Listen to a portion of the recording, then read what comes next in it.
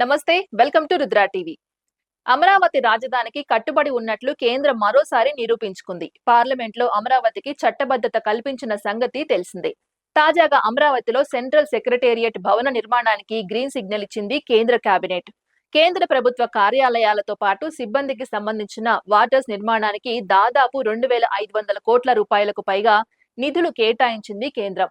నిజంగా ఇది గొప్ప పరిణామం. అమరావతి విషయంలో వైఎస్ఆర్ కాంగ్రెస్ పార్టీ కుట్రలు చేస్తూనే ఉంది. చివరకు చట్టబద్ధతను సైతం ఎగతాళి చేశారు జగన్మోహన్ రెడ్డి. అయితే కేంద్రం జగన్మోహన్ రెడ్డికి ధీటైన సమాధానం చెబుతోంది. భారీగా నిధులు కేటాయించి అమరావతి విషయంలో తనకున్న చిత్తశుద్ధిని చాటుకుంటోంది. ఇది నిజంగా గొప్ప పరిణామం. ఎందుకంటే అమరావతిలో కేంద్ర ప్రభుత్వ శాఖలన్నీ ఒకే కాంప్లెక్స్ లోకి రానున్నాయి. అత్యాధునిక హంగులతో దాదాపు 1,250 కోట్ల రూపాయల వ్యయంతో దీన్ని నిర్మించాలని చూస్తోంది కేంద్ర ప్రభుత్వం. ఎన్డీఏ అధికారంలోకి వచ్చిన తర్వాత గతానికి భిన్నంగా వ్యవహరించింది అమరావతి విషయంలో. 2014లో అధికారంలోకి వచ్చిన చంద్రబాబు సర్కార్ అందరి ఆమోదంతో అమరావతిని రాజధానిగా ఎంపిక చేసింది.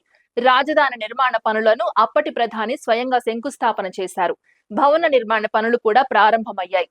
అయితే 2019లో వైసీపీ అధికారంలోకి వచ్చిన తర్వాత 3 రాజధానుల అంశం తెరపైకి వచ్చింది. అప్పుడు కూడా కేంద్రం నుంచి ఎటువంటి అభ్యంతరాలు రాలేదు. పైగా జగన్మోహన్ రెడ్డికి కేంద్రం మద్దతు ఉందని 3 రాజధానులకు జై కొట్టిందంటూ అప్పట్లో ప్రచారం చేశారు. అయితే రాష్ట్ర రాజధాని అనేది రాష్ట్ర ప్రభుత్వాల ఇష్టాలపై ఆధారపడి ఉంటుంది. కేంద్ర ప్రభుత్వ పరంగా అప్పట్లో జోక్యం చేసుకోలేదు. కానీ బీజేపీ రాజకీయ పార్టీ పరంగా మాత్రం దానిపై అభ్యంతరం వ్యక్తం చేసింది.